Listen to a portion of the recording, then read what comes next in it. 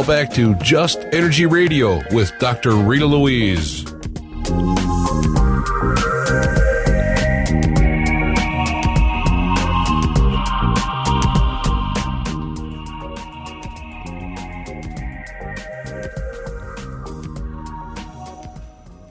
Hello and welcome back to Just Energy Radio. I'm your host, Dr. Rita Louise, and thank you all for staying tuned to the second hour of the show. Just Energy Radio is brought to you by SoulHealer.com and the Institute of Applied Energetics, where you can learn to become a medical intuitive, energy medicine practitioner, or intuitive counselor.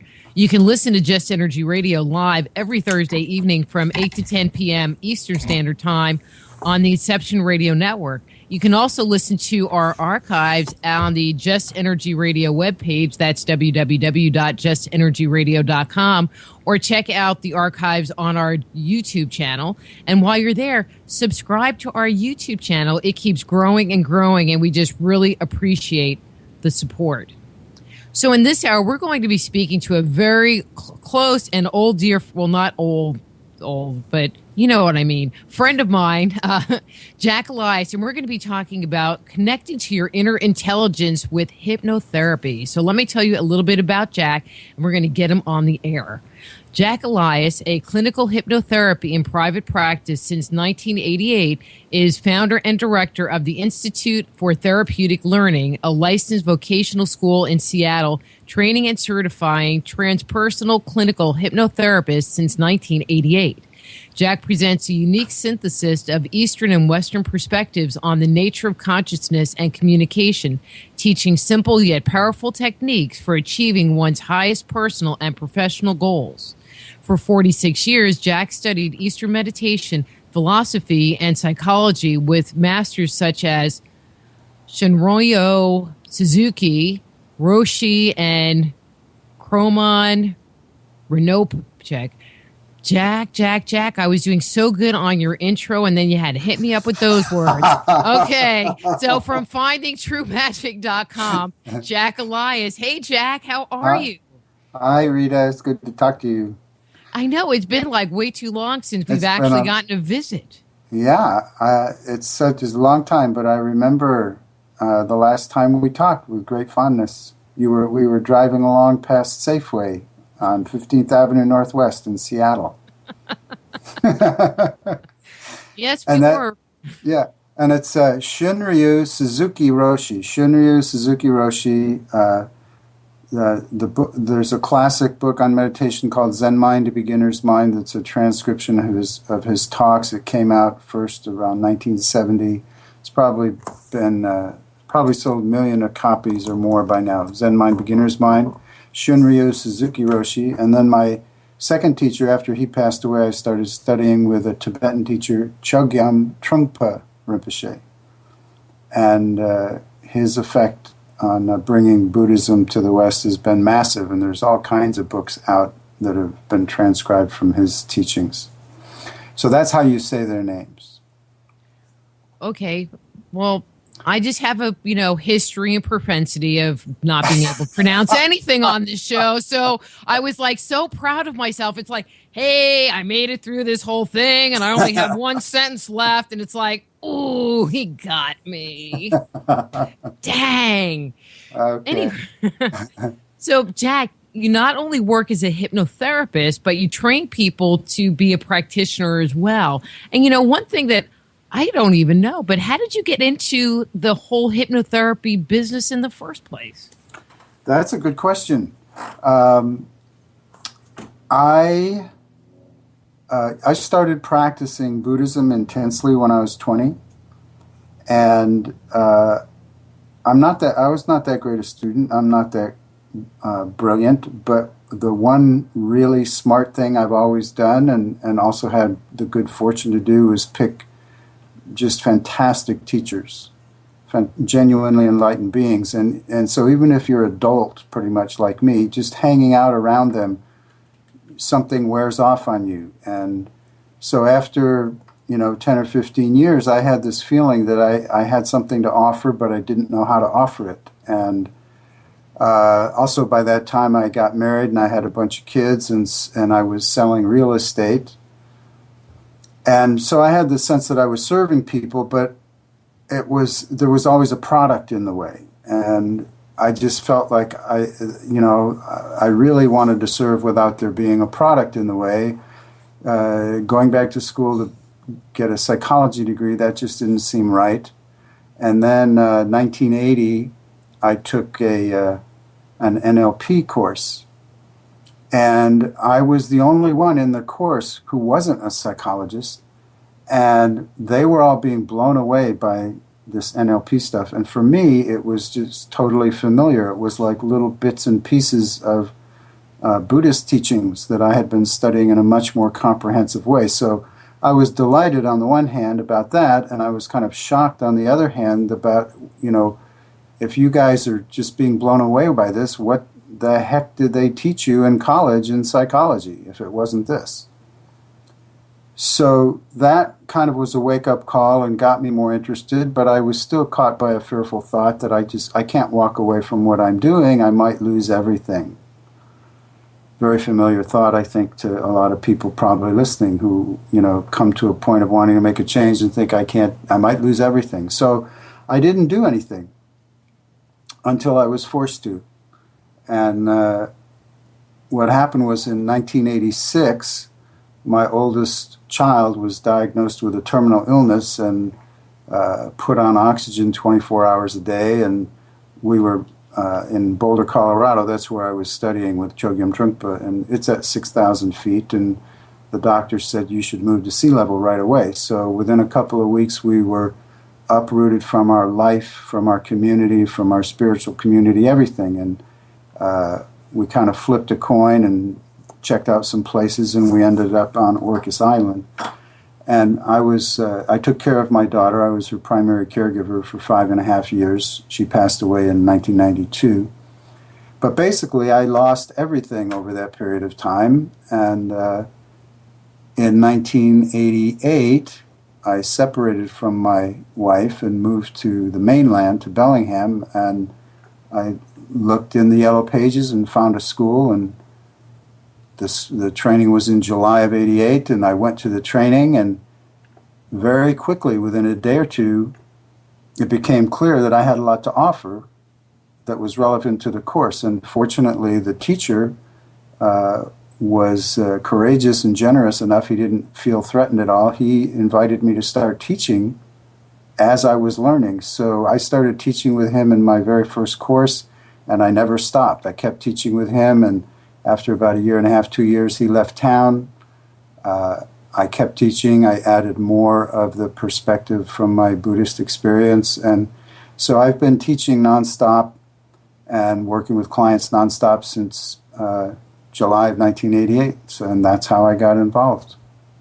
Wow.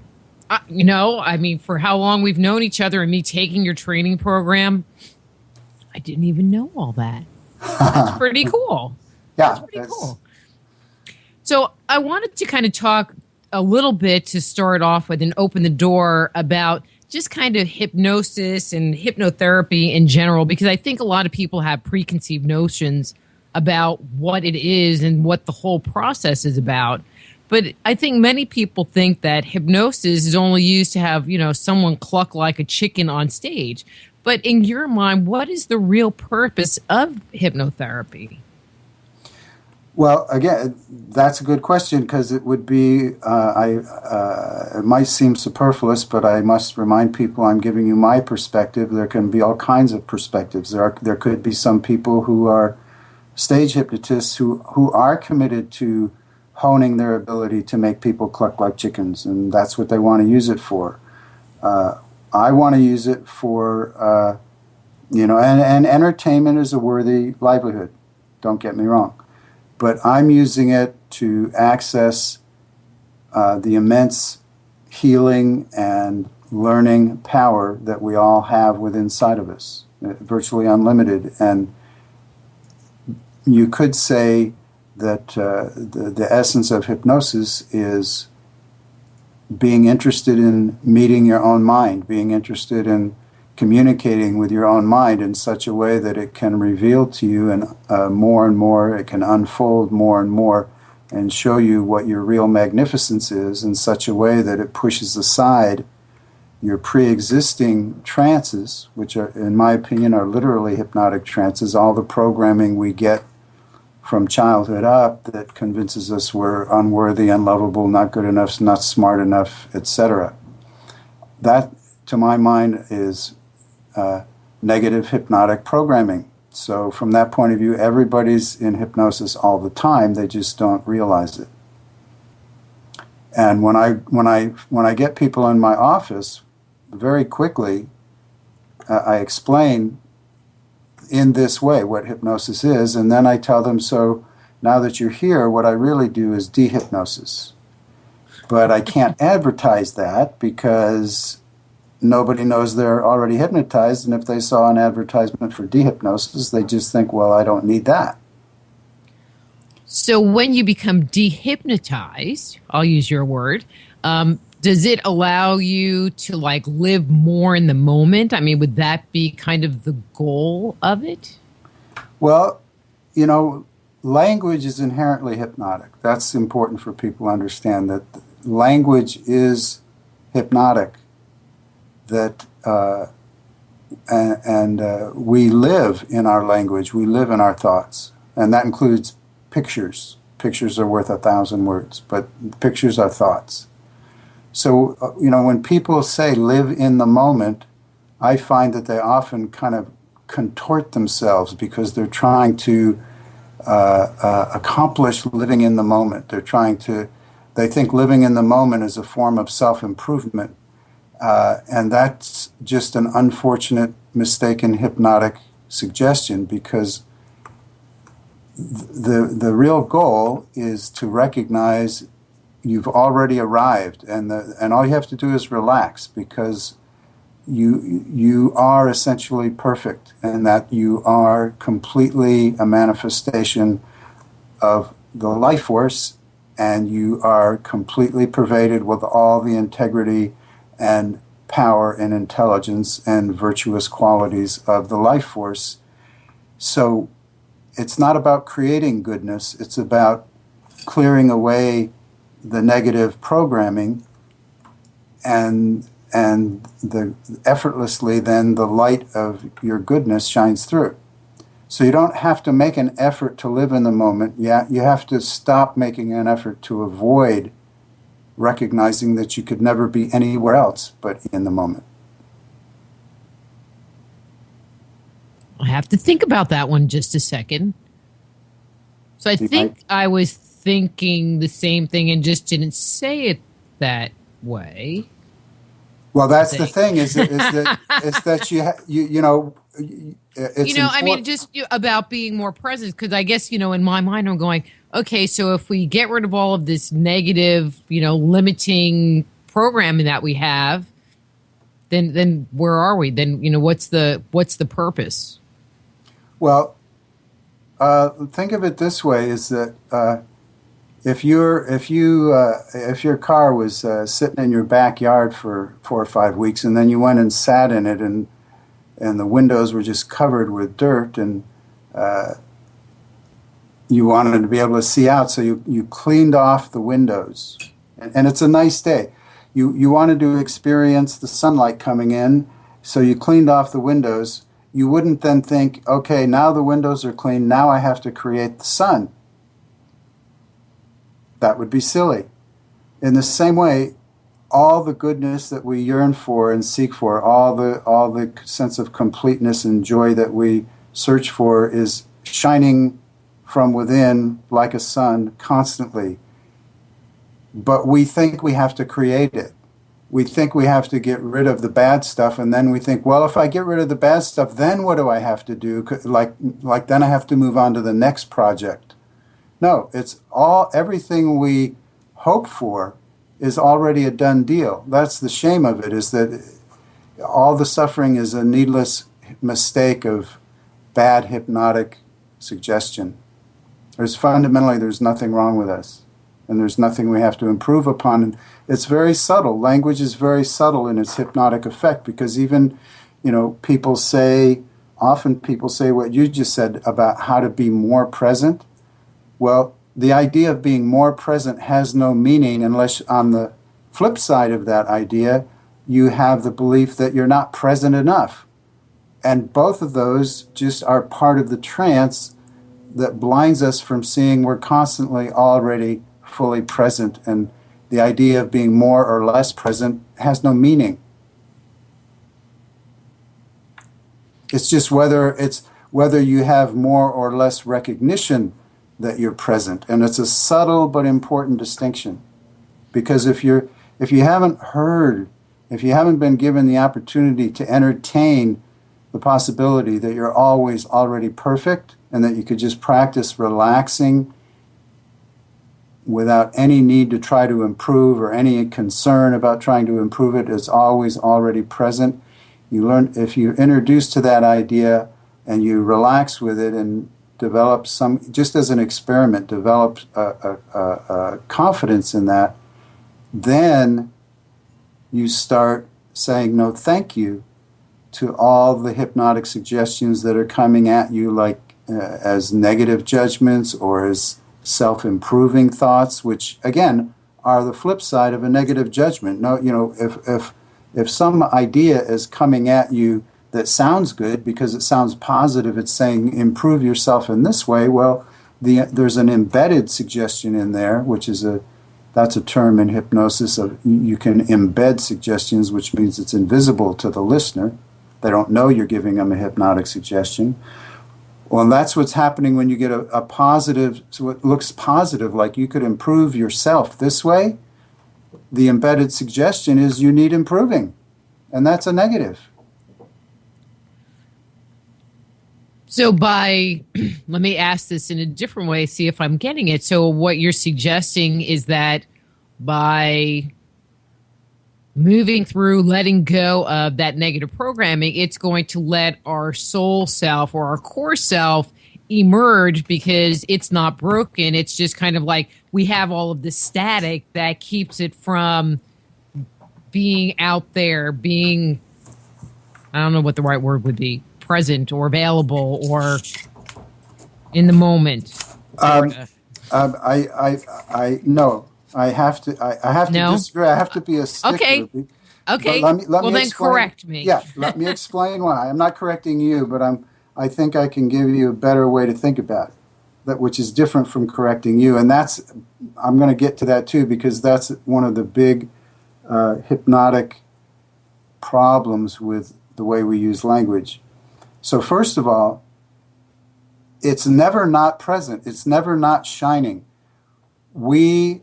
Our mind is, the nature of our mind is that it's hypnotic.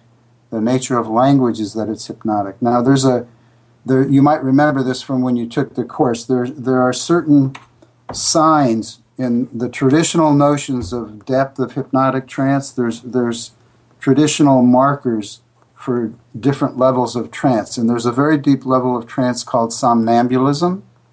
And one of the markers of somnambulism is spontaneous amnesia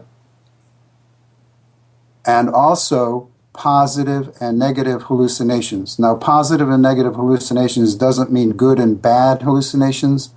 A positive hallucination is seeing something that isn't there. A negative hallucination is not seeing something that is there. So, for example, when a stage hypnotist, for the purpose of entertainment, puts someone in a somnambulistic trance, then they might say, okay, John, I'm going to bring you back to waking consciousness, and we're going to have a little conversation, and you're going to see everybody, and everybody's going to see you're fully awake, and then I'm going to ask you what time it is. And when I ask you what time it is, you'll see your favorite dog at the corner of the stage. And so he brings John back, and John is clearly back awake and wide awake, and they're having an animated conversation. And then the hypnotherapist or the stage hypnotist says, geez, John, I forgot my watch in my room. Could you tell me what time it is? And suddenly John goes, oh, look, my dog. Because he'd been given a post-hypnotic suggestion, which means a suggestion that will take effect even at a certain trigger point when you're back in waking consciousness. So seeing the dog is a positive hallucination because obviously the dog's not right there. Now, the thing that, lots of hypnosis courses will teach this. This is going to be a little plug for the way I teach. But I have not heard of anyone except myself that points out to people that you can't have a positive hallucination without a negative hallucination, and you can't have a negative hallucination without a positive hallucination. They're two sides of the same coin. So in the example of the dog on the stage, John couldn't be convinced of his positive hallucination of seeing his dog if he wasn't equally powerfully negatively hallucinating the fact that the stage was empty. Both have to be happening at the same time. You have to be blocking out the actual circumstances in order to be powerfully absorbed in your make-believe circumstances. Now, to apply that to our conversation, the light of our soul or the light of our perfection is never blocked. It's never not here. We are just positively hallucinating our limited, flawed being as a screen over the fact that we're negatively hallucinating. We're blocking out the light that's always present. It's a profound hypnotic power that we have, and unfortunately we misuse. We positively hallucinate an idea of self, a vision of self, based on all the negative programming we get, and simultaneously, as we were building that vision of ourself up that's limited, simultaneously, for each bit of that vision of limited self that we locked into the place, simultaneously we negatively hallucinated a portion of the brilliance of our being. But it didn't go anywhere. It's still right here. We're just negatively hallucinating it. And so just like the stage hypnotist might snap his fingers and make John's dog disappear, he didn't merely make the positive hallucination of the dog disappear. He also made the negative blocking hallucination that the stage was empty. He made that disappear too. So that's how I work with people. I work to get them to wake up, to short circuit their positive hallucination of their limitation, and at the same time dismiss their negative hallucination that's blocking the fact that they're fine. They're always already fine. And it's quite easy to do. And because we're so used to and we're so inured to our powerful habit of this negative hallucination and positive hallucination dynamic, again, the positive one is not good. It just means seeing something that's there. And the negative one is not bad. It just means not seeing what is there. We're so used to that when people in therapy, when they start to experience this fog lifting, if you will, from our work together, they invariably say, it can't be this easy. We have a part of the negative hallucinations, part of the negative hypnotic suggestions that we've been given about our being flawed is that our problems are intransigent, that it's going to be hard and long, and it's going to be like we're going to just have to crawl on our belly and eat dirt for years. And when people start having an intuition that it's actually quite easy and delightful, they have a hard time accepting it. Because it goes against their ingrained belief that it's got to be hard and difficult and I'm no good. And then it's like if you took someone who is used to living in homelessness and dirty and on the street, and then you said, we just checked the county records and come on with us, and you drove to a mansion. You said, this is all yours. It's been yours your whole life. And they're going to go, nah, who are you trying to kid, man? Where's the camera? Am I in candid camera right now? You trying to make a fool of me? I'm a poor homeless guy. You got to make it worse for me? No, that's your mansion. It's all yours. But then they wouldn't even be able to own that, or you'd have to work with them to actually get them to embrace it and live with it properly. Or very likely without support, they'd go back. They'd say, "No, this is crap," and they'd go back to what they're used to. We like, that's the thing about our habit-forming power that there's, we like comfort, even though it's what causes us to suffer. That's another thing people say, they come, say, to stop smoking or to lose weight. And when they start actually recognizing they're going to stop smoking and they're going to lose weight, then an objection comes up. Suddenly a fear comes up. It's like, who am I? I don't know who I'll be without my cigarettes.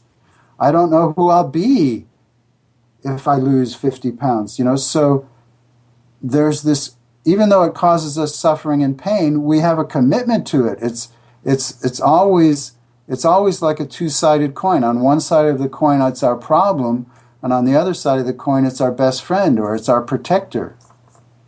Because it's embedded kind of into our personality. It's what we're used to.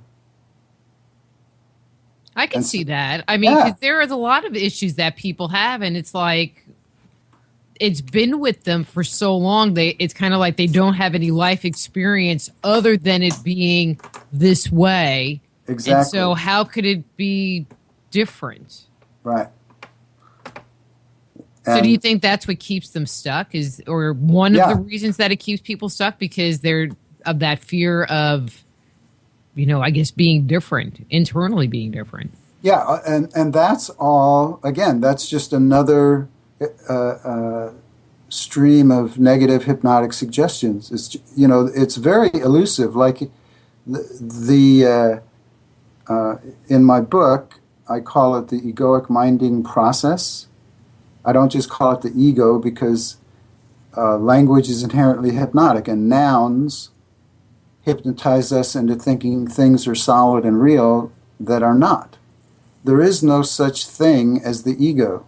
There's an activity that we, for efficiency, we give it a label that's a noun, but then we start believing that there's a thing there. But there's not a thing there. It's just activity. There's the activity of thinking in a way that causes suffering, and that's what I am calling the egoic minding process.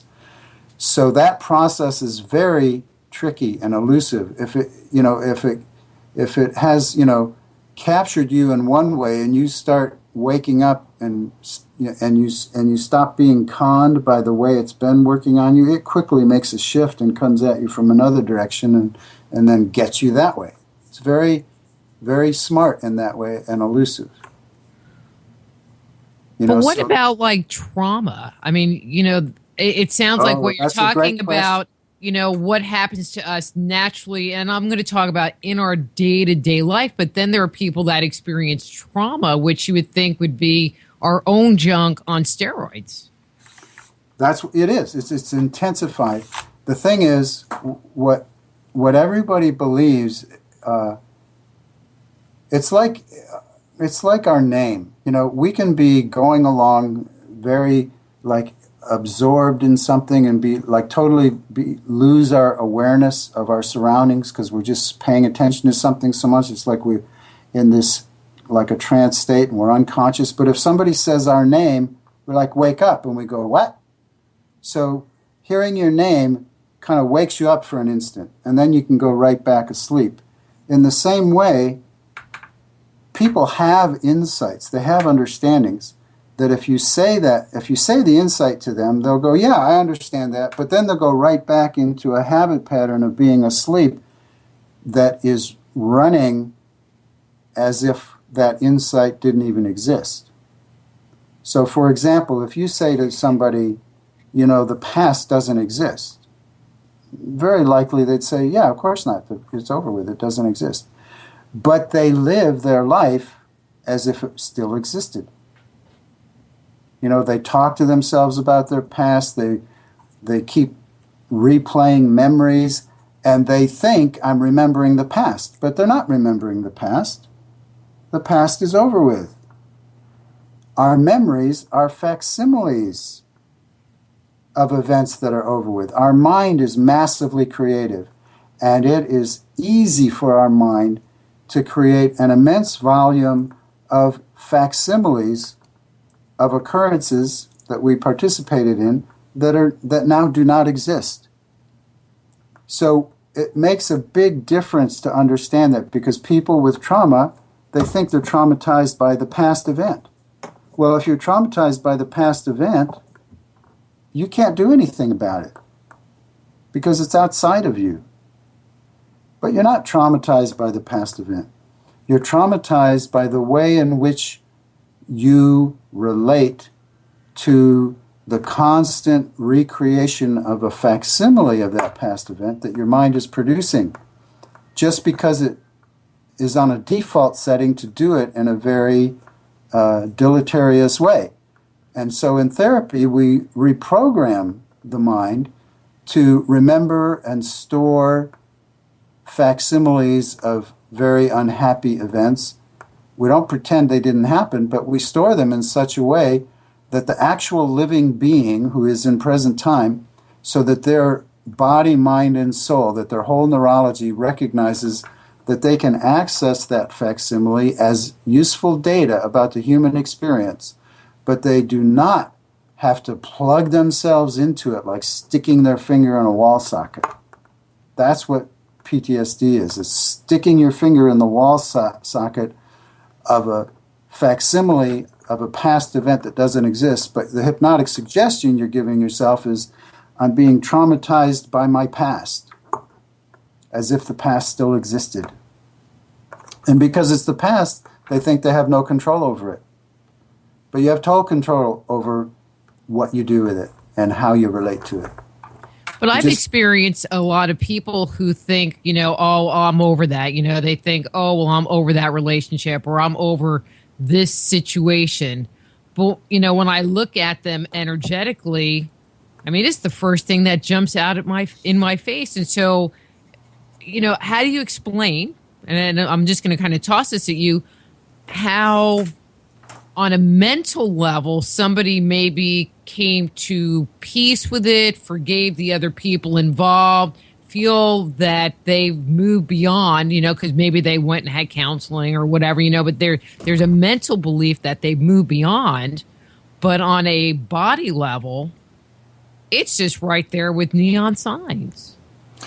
Yeah, it would go back to, there's several aspects. First of all, everybody knows, I'm sure all your listeners understand, that we have immense powers of denial and self-deception. So many times what you're talking about is just people are hypnotizing themselves with a denial suggestion like, I'm over that, and then they're just stuffing the emotions. And so someone like you can obviously see the blocked up emotions. Now, another thing that can happen is that they do some work and they learn to connect to some resourceful state, and it's not like they have intentionally repressed it, as in the first example, but we have the ability to compartmentalize. We have the ability to run all kinds of different agendas that actually have personalities of their own. Like, people, and we all understand this, like you have a persona at work that's different from your persona at home, that's different from your persona when you're in the grocery line, that's different from the persona you have when you're driving your car.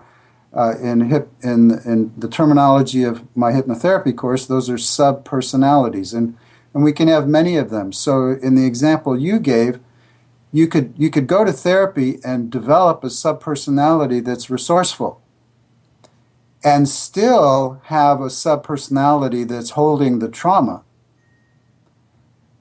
But it's kind of being overlaid by the positive one. So they are genuinely presenting, I feel good and I think I have gotten over it, and they're just not aware. In other words, they're negatively hallucinating that the other subpersonality is still there, but somebody like you sees it. But maybe you're confused because you can tell they're being sincere about the other subpersonality that's resourceful. As opposed to if someone was just totally in denial and they came into you, you right away, you'd say, well, this person is kidding themselves. Oh, I say that to the other people too. Yeah. Because they'll go, oh no, I went to like counseling for 20 years and I really worked through it. And I'm like, hun, if you worked through it, I wouldn't see it. That's right. It would have been gone. Yeah. And they're like, yeah. oh. Yeah. People, we want results. So if you work real hard and you don't really get the results, you're very likely going to just convince yourself you did. Like I spent all that time and money on therapy and God damn it, I got something from it. I'm okay now, even if you're not. Well, I think that some people get a certain level of healing and, maybe they hit a plateau, and they think, well, this is at least better than I was. I'm not like crying every 5 seconds. Yeah. And so, I can understand, it's not that they're really deceiving themselves, but they don't realize that there's a whole lot more involved. It's being negatively hallucinated. They're not seeing what's there. You got negative hallucinations. That's right. And I need to learn how to snap loud like you, Jack. You got like that. Did I just do that? Well, not just now. You did it before, and I wanted to say something. It's like, damn, you got that snap down. Hey, I want to kind of shift gears here a little bit. Okay. Because there was a couple of topics that I really wanted to address with you, and I'm like going, dang, we're running out of time already. And one of those is past lives, because I get a lot of people that come to me and, they have something going on in their lives. They're like, oh, well, I just figure, all of these things that are going on in my life are because, I had this past life trauma and I'm manifesting it now. And now in my work, I have seen people that have, I do a lot of health work, and I tell people go, well, what about my past lives? It's like, you got enough stuff to deal with in this lifetime for me to worry about past lives. But I recognize that past lives can and do have an impact on us. And in some individuals, it might be a stronger impact than other people. And I've actually sent clients to hypnotherapists that do past life regression and help them do some integration with that lifetime to heal them, because that's really where their current trauma is coming from. But I'm sure you've met those people that think, I have an ingrown tail because in a past life, this. What's your thought? Do you think that our past lives have that much control over our current lifetime? No, they have no control over your current lifetime. How we think is what controls what we get. So you may have past life data. The past life data is just data. What you think about it is what determines how you're affected. So again, I'm being a stickler on the language. So, you said it as if the power was in the past life memory. It's not. The power is in the person and how they are choosing to relate to the data. Now, they might not be consciously recognizing that how they're choosing to relate to the data, but it is a choice. The person is always there. You're always there. Whatever data comes, the data means nothing until you give it meaning. And that's why we can be free, because we give meaning to any data that comes to us in any sensory channel. It means nothing until we give it meaning. Well, and I get what you're saying, and I understand that little shift in perspective. When I talk about the few people that I feel like what we're working with needs to be addressed on a past life, it's not like they're trying to tap into it. And it's usually me going, okay, well, I'm looking for where this trauma occurred, and there might be one little thing, and, and then it just kind of goes back to pre-birth. And I know that they're getting the data from somewhere. So I like that little concept. You're tapping into data. Yeah. Well, the thing is there are a lot of ways you can go. It's perfectly fine to access past lives and bring them into memory to free up a problem for a person. It's perfectly fine to do it that way. I do it a lot, but it's not required.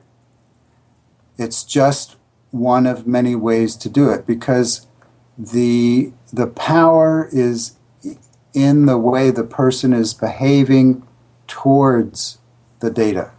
So, for example, you could just do it on a propositional basis. You could say, let's assume there is a past life connection to this thing. What would you have to believe about it that would cause you to have this problem now? And then if you get them to release the belief, that's all you'll have to do. Because it's not the data, it's the belief that's formed. That's what I mean when I say nothing has meaning until we give it meaning. The past life experience is just data.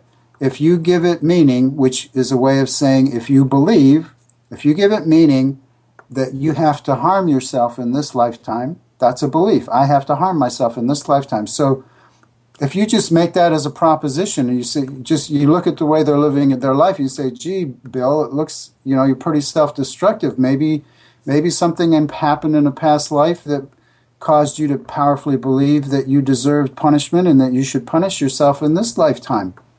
What do you think would happen if you let that go? And then hypnotically have them vividly create a positive hallucination of them living what their life would be like if they were completely free of the belief that they deserve to be punished. And if you connect them to that vividly enough, simultaneously you will be dismantling their negative hallucination that's blocking them from feeling their goodness. So it's fine to go to the past life, and if you understand you have other alternatives, you can also use the other alternatives. There's no one way you have to do it. But the key thing you're saying that I'm hearing is that it's because the energy isn't in the past life, it's in the belief that they have, and they just are tapping into that past life. See, that kind of changes my whole thought around it. See, I'm glad I had you come on. But I'm going to kind of tag team this into yet another concept that I think is very closely related, and that's the whole concept of thought forms. And I guess you've kind of been talking about that, not using that specific word. Yeah. Well, there's nothing that's not a thought form. Okay. I have just worked with... Okay. And maybe it's the definition. I hear what you're saying. And maybe it's the definition that I have been exposed to is that, I'll just say it this way. I do ghost hunting, and I do, one of my new things that people seem to find me, Jack, it is so freaking weird. They find me to do entity release work. Yeah, I do that all the time too. But every so often I will get somebody, and it's hard to tell, psychically at least, whether what's going on with them is that they actually do have an entity attached to them, a non-corporeal being, or if they have a thought form. Yeah. So what's your thought form on that? I'm totally unconcerned. I'm totally unconcerned about which way it is. I do it on a propositional basis. I say, let's just suppose that there's an entity here. We don't have to know. Or some thought form. We don't really have to know what it is, but whatever it is, will you, with your whole heart and soul, give it permission to go into the light? And will you give permission for any genuine, and I emphasize any genuine healing sources of intelligence and power to assist to take whatever it is into the light for its own highest benefit, so that you can then rest in your own purity and experience it more clearly. So I don't need to figure out what it is. I just send it into the light. I don't even care if it's really there. I don't even care if it's really there. I just, if it's there, fine. If it's not, this is a fun thing to do anyway, to send a blessing, to bless everything into the light. We don't, so it's easy.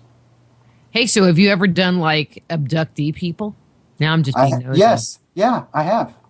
So what was that like? Can you tell a story? Because we have a little over 5 minutes left. So, well, I've had them come and feel very traumatized by the experience, and be unclear about the experience and not really wanting to go into hypnosis and remember it. So I do what I just said I do. I just, on a propositional basis, if you will, I say, whatever it is, you can release it.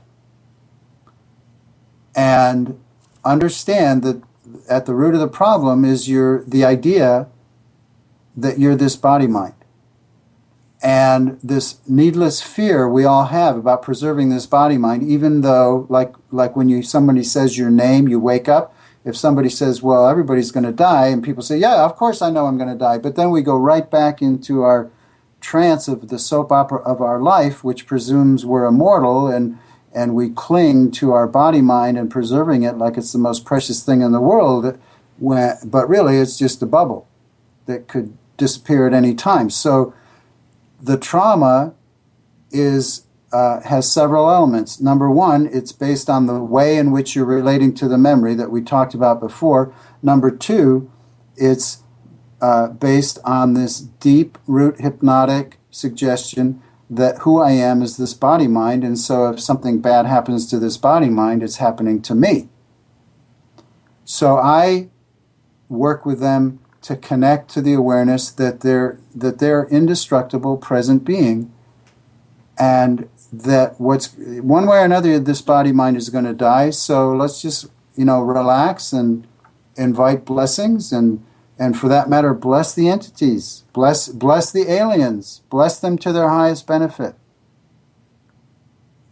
because you want to give your identity allegiance to love. To eternal, perfect, indestructible love. That's where you want to give your identity allegiance, which means, and the best way to do that is to bless everything else to their highest benefit, even your enemies, even the aliens. Even the aliens. Yes. But I think so many people are just really stuck, and I'll use your word, in that body-mind idea that, this is it. Yeah. And they're so afraid of dying, and they're so afraid of living, and I mean, they're just so afraid. But they think that's all real. They don't realize that's all just hypnosis. And that when you understand it's hypnosis, it's pretty easy to help them wake up. But if you're a therapist and you believe in the hypnotic trance of that you're the body mind, then you can't really help your clients wake up from that, and so you kind of get stuck at a level of fear that can't be escaped. Well, and fear's such a limiting factor into everything. Yeah, it's the only limiting factor. Oh yeah, that part. So looking at the clock, why don't we talk just very briefly about the classes that you offer? Because, I mean, I remember taking it, a million years ago, and it was wonderful. But, what do you offer? I mean, I remember, all right, this is what I remember. There was, not really a big group of us. So I don't know if you still work with fairly small groups. And the part that was really cool was that there were people from around the country. And then there was that, I mean, I remember the one gentleman, I can't remember if it was a couple that were from like Germany or something. Okay. And, and it was like, wow, he must be popular. Yeah. Well, I just finished the 13th day of my 15-day summer intensive. So I have 2 more days to go. And it is a small group. I do groups up to 15. And I have 3 British people. I have a Spanish person. I have a person from Thailand. I have a local person, a person from 2 people from California. So people come from all over the world. The shortest way to do this in this limited amount of time is my website is named after my book. My book is Finding True Magic. My website is findingtruemagic.com, and you can find everything there about my private practice, about my courses, about you can sign up for my free newsletter. You can go to my blog, which has wonderful posts, if I do say so myself, lots of wonderful information. And You can buy my book. You can buy lots of products I have. I have CD products, DVD products, MP3 products. It's all. If you go to the website, you'll that's a good start. And if you want to communicate with me, I'd love to correspond with anybody who's wants to have more of a involved connection. So I do teach.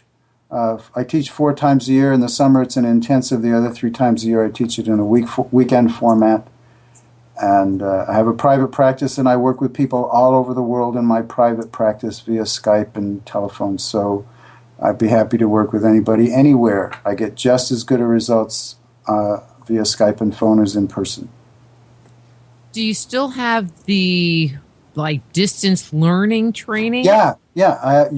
I certify people live, and also with I have several distance learning programs where you can just study on your own, and in that case you don't get a certificate because I have no idea what you're doing. But if you do it for certification, I'm involved. You have homework, and we do tutorials either in person or via Skype or phone, and you can get certification that way. They're very comprehensive and powerful courses. And again, I discuss all of that at the website, findingtruemagic.com. Well, Jack, thank you so much for coming on. They've had some very fun. nice I loved comments. hearing your voice. I know, same back at you. It's been way too long. Yeah. Way too long. But Okay. I'm going to let you go because the music's going to come up in a second. Okay. Okay? Take care. All right. Thanks, Jack. You're welcome. Bye-bye. Bye. So that's Jack Elias. His webpage is findingtruemagic.com. And next week, we are going to be speaking with Dr. Heather Lynn, and our topic is going to be surfing. We're going to be surfing for God in ancient man, searching for God in ancient man. Anyway, until next week, I'm Dr. Rita Louise. This is Just Energy Radio. Be blessed.